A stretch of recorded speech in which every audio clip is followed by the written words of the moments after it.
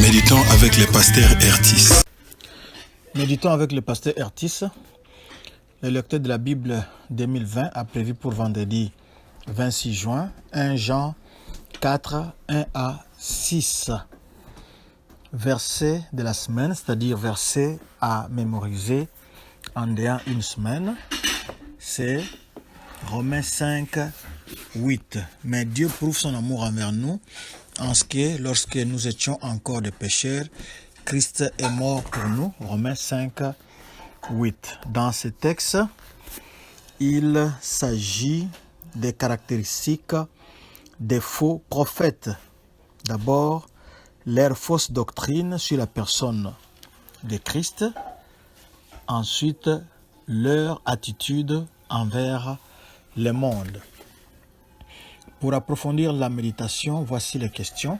D'après les lecteurs, y a-t-il un avertissement? Quelle vérité Dieu me révèle-t-il?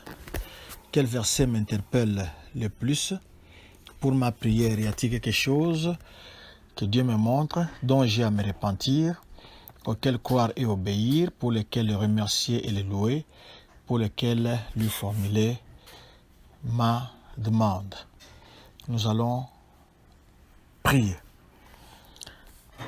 Seigneur, nous t'abandonnons ce temps entre tes saintes et puissantes mains.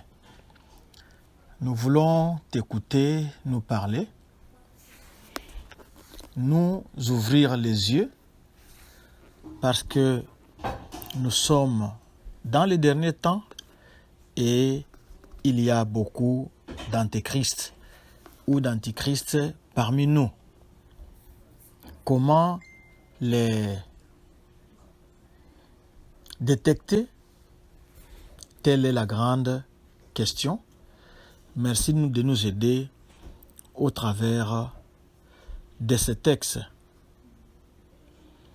Et nous sommes dans la joie parce que toi, qui es en nous, tu es plus grand que celui qui est dans ce monde. Alléluia. Amen. Shalom, bien-aimés, que Dieu vous bénisse. Nous prenons un premier paquet, c'est du premier verset jusqu'au troisième. Parmi les ruses du diable, l'imitation prend une grande place de premier ordre. Dans l'Ancien Testament, par exemple, quand Dieu opéra en puissance par Moïse en présence du Pharaon, les magiciens égyptiens imitèrent ce qui était fait autant qu'ils le purent, afin de neutraliser l'impression faite sur l'esprit du Pharaon. Nous retrouvons cela au temps où un sanctuaire était établi à Jérusalem avec ses cérémonies pour le service divin. Jéroboam en détourna facilement les 10 tribus en mettant en place une religion d'imitation à Bethel et à Dan.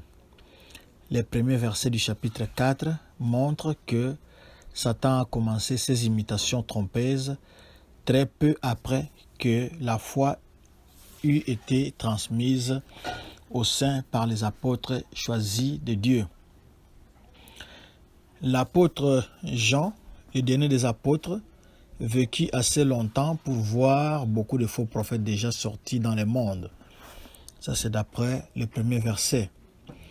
Les apôtres avaient manifestement été animés et soutenus par le Saint-Esprit pour transmettre la parole inspirée de Dieu, soit par écrit, soit oralement. Il ne fallut pas attendre longtemps pour que d'autres hommes se lèvent et aussi parlaient aussi comme portés par la puissance d'un esprit. Et ce qu'ils prononçaient était donc aussi inspiré. Mais ce qu'ils disaient était très différent de ce que les apôtres avaient enseigné, bien qu'ils ont prétendu que leur enseignement n'en était qu'une amélioration et une extension. Tout cela avait l'air plutôt attrayant et était donc séduisant. Mais était-ce la vérité? Comment pouvait-on le tester? Nous avons déjà fait des remarques sur la manière dont, dans cet épître, toute prétention est testée. Et il est évident que plus on se trouve en présence d'imitation, plus il est nécessaire de faire des tests. La question maintenant est de la plus haute importance. Comment peut-on distinguer l'Esprit de Dieu et l'Esprit de l'Antichrist? L'Esprit de vérité et l'Esprit d'erreur. Les esprits doivent être éprouvés, mais par quels critères? En premier lieu, le test porte sur Christ lui-même et la vérité sur sa personne. L'Esprit confesse-t-il Jésus-Christ venu en chair? Si oui, il est de Dieu. Sinon, il n'est pas de Dieu. C'est un test très simple et si nous méditons un peu là-dessus, nous verrons qu'il est très profond. La vérité, c'est que Jésus-Christ, cette personne qui est le Fils éternel de Dieu, est venu en chair pour être un vrai homme parmi nous. Les docteurs antichrétiens ne confessaient pas cela. Ils n'étaient pas saints concernant sa déité, comme le verset du chapitre 2, verset 22 le montre. Ils n'étaient pas saints concernant son humanité, comme ce verset 4, 3 le montre. L'histoire nous rapporte que l'une des premières hérésies ayant affligé l'Église du commencement est celle dont Jean traite ici. On l'appelle les docétismes. Ils enseignaient que la matière étant mauvaise, Christ ne pouvait pas avoir eu un corps de chair et de sang véritablement humain. Il ne pouvait qu'en avoir eu l'apparence, mais c'était en réalité une illusion.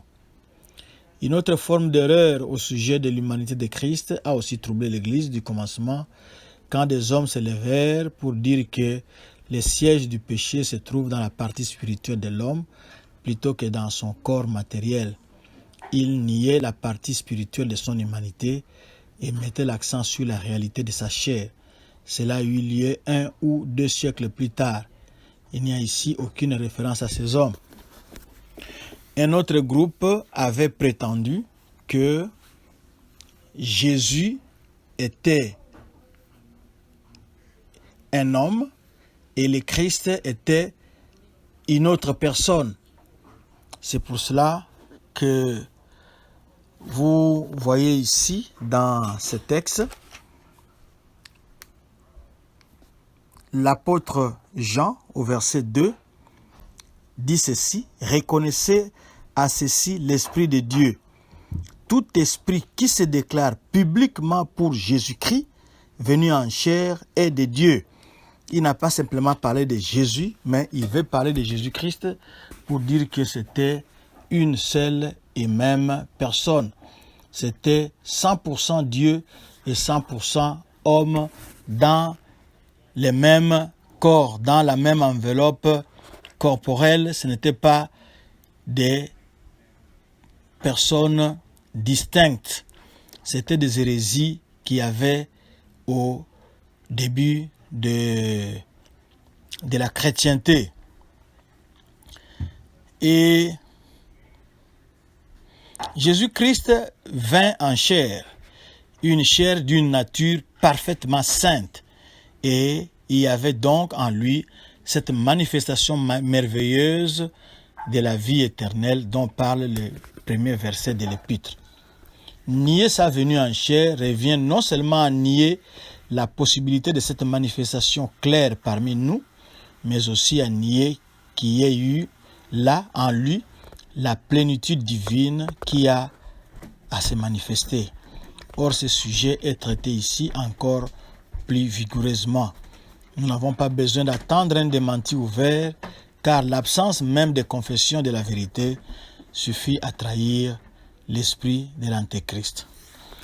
Au verset 4, « Vous, petits enfants, vous êtes de Dieu et vous les avez vaincus, parce que celui qui est en vous est plus grand que celui qui est dans le monde. » Alléluia. Ici, nous avons le contraste entre les saints. Les mots utilisés ici recouvrent toute la famille de Dieu et non pas simplement les petits-enfants. Et les faux prophètes. Les uns sont de Dieu, les autres sont du monde. Au chapitre 2, nous avons vu combien les pères et le monde forment un contraste complet. Ici, nous trouvons deux familles issues respectivement de ces deux sources. Deux familles formant un contraste tout aussi grand que les sources dont elles sont issues. De plus, chez chacune d'elles, une puissance habite, bien que la manière d'habiter soit sans aucun doute, différente. Il y a celui qui est en vous et celui qui est dans le monde. Les enfants de Dieu ont l'onction de l'Esprit de Dieu. Quant au monde, il gît dans le méchant. C'est 1 Jean 5, 19. Nous savons que nous sommes de Dieu et que le monde entier est sous la puissance du malin. Quel immense encouragement de savoir que l'Esprit de Dieu est plus grand que toute la puissance de l'adversaire. C'est là le secret de la merveille de la survivance de la foi en Christ. Le Seigneur lui-même a affirmé que les fils de ce monde, de ce siècle, sont plus sages, prudents que les fils de la lumière. Nous ne sommes pas des gens si sages, si l'on en juge selon des critères ordinaires, et hélas, l'histoire ne se termine pas là. Il y a eu beaucoup d'infidélités. Les coups les plus grands et les plus durs contre la foi ont été portés par ceux qui l'ont professé. Pourtant, la foi a survécu à tous les coups portés par les croyants infidèles, autant qu'à tous les coups portés par les méchants contre les croyants fidèles. La foi leur a survécu à cause du Saint-Esprit qui habite dans les croyants. L'accent est mis ici sur le fait que c'est par lui que nous surmontons les enseignements séducteurs des antichrists. Au chapitre 2, nous avons vu que nous sommes vainqueurs par la parole de Dieu qui habite en nous. Mais bien sûr, elle ne demeure pas en nous que si nous sommes gouvernés par l'Esprit de Dieu. L'Esprit et la parole vont ensemble. Le verset 5, les 6 premiers mots de ce verset, eux, ils sont du monde, c'est pourquoi ils parlent d'après le monde et le monde les écoute. Mais aussi, avec ce qui suit, nous sommes de Dieu. Les nous désigne évidemment ici les apôtres et prophètes du Nouveau Testament par le moyen desquels la parole nous est parvenue, puisque le contraste réside dans ce qui a été proféré par les uns et par les autres. Ceux qui sont du monde parlent selon les principes du monde. C'est le monde qui caractérise à la fois leur origine et leurs propos. Ceux qui sont de Dieu parlent comme étant de Dieu. Ce fait nous présente un autre critère par lequel nous pouvons tester les enseignements qui nous parviennent. Les faux enseignants sont du monde car ils procèdent des principes mondains et portent l'empreinte du monde. Il en résulte que les gens de ce monde y prennent plaisir, les comprennent et les reçoivent. Ils sont flattés et confirmés dans leur mondanité au lieu d'être troublés et dérangés par eux. L'enseignement des apôtres était d'un tout autre ordre. Ils parlaient de Dieu et de la part de Dieu. Et la puissance et l'autorité de leur déclaration étaient tout de suite reconnues par ceux qui étaient de Dieu et qui connaissaient Dieu, tandis que ceux qui n'étaient pas de Dieu ne les écoutaient pas. Enfin, le verset 6, nous sommes de Dieu. Celui qui connaît Dieu nous écoute, celui qui n'est pas de Dieu ne nous écoute pas. C'est par là que nous connaissons l'esprit de la vérité et l'esprit d'erreur. Ici, nous avons un troisième critère. Ceux qui viennent à nous comme enseignant la vérité acceptent-ils l'autorité des apôtres ou non? S'ils ne les écoutent pas, nous pouvons considérer sans risque qu'ils ne sont pas de Dieu. Notez bien que ce test est le même que celui que le Seigneur affirmait s'appliquer à lui-même en Jean 10. mes brebis écoutent ma voix. Tandis que ceux qui n'étaient pas ces brebis ne croyaient pas. Quand le Seigneur était sur la terre, ceux qui étaient de Dieu se caractérisaient par ceux qui l'écoutaient avec l'oreille de la foi. Quand les apôtres étaient sur la terre, ceux qui étaient de Dieu se caractérisaient par ceux qui les écoutaient avec l'oreille de la foi. Et maintenant qu'ils ne sont plus, nous avons leurs écrits. Ces écrits apostoliques, l'écriture inspirée et ceux qui sont de Dieu sont caractérisés par ceux qu'ils écoutent avec l'oreille de la foi. Le monde de communication peut être différent, mais ce qui est communiqué a, dans tous les cas, la même autorité. Un roi de la terre peut parler en personne ou par la bouche d'un ministre dûment accrédité, ou il peut coucher son message par écrit. Il y a des différences quant au mode de transmission, mais aucune quant à l'autorité du message. Nous sommes arrivés à la fin. Nous voulons simplement dire ceci. L'apôtre nous dit qu'il faut tester celui qui parle. Il faut tester les esprits. Parce qu'il y a des faux prophètes. Les faux prophètes obéissent aux mauvais esprits. Les vrais prophètes reçoivent directement les messages de Dieu. Un faux prophète dit qu'il reçoit directement sa révélation de Dieu, mais il fait la promotion des idées erronées. Alors, pour les départager, l'apôtre nous a donné des moyens ici que nous devons appliquer pour être sûrs qu'on ne se trompe pas. Nous ne devons pas recevoir tout le monde qui parle de la part de Dieu. Nous devons éprouver quel est l'esprit qui l'anime, quel est l'esprit qui le fait parler. Et nous avons beaucoup de moyens que nous pouvons utiliser. Est-ce que l'enseignement qu'il donne, les messages qu'il donne, contredit-il la Bible ou pas? Nous devons voir cela. Ça, c'est l'un des moyens aussi. Et nous devons aussi voir, est-ce qu'ils sont de quelle église? Ils fréquentent quelle église? Est-ce qu'ils sont des chrétiens, les personnes qui sont en train de nous transmettre ces messages? Quelle est leur façon de vivre? Et ce qui est plus important, comme Jean l'a dit ici, c'est sur Christ. Est-ce qu'il reconnaît que Jésus-Christ est à la fois 100% Dieu, 100% homme? S'il ne le reconnaît pas, s'il minimise Jésus-Christ, alors c'est un faux prophète, c'est un antichrist. Ne l'écoutez même pas, ou rejetez son message, vous l'écoutez et vous rejetez son message. Les antichrists sont déjà là, ils sont dans les réseaux sociaux, ils sont en train de diffuser leur poison. C'est à vous maintenant de faire jouer votre esprit critique, que Dieu nous donne le discernement. Prions. Seigneur, merci pour ce temps. Donne-nous simplement le discernement pour tester, pour comprendre quel est l'esprit qui nous parle. Est-il de toi? Vient-il de toi? Ou c'est l'esprit de l'Antichrist? Merci, ô cher Saint-Esprit, de nous aider dans ce sens-là à démasquer l'erreur. Que la gloire te revienne par Jésus-Christ. Amen.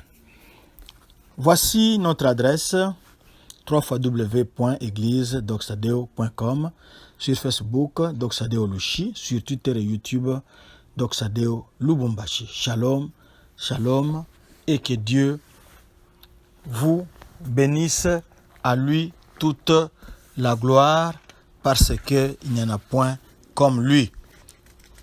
Vous êtes de Dieu et vous les avez vaincus, parce que celui qui est en vous est plus grand que celui qui est dans le monde. Alléluia.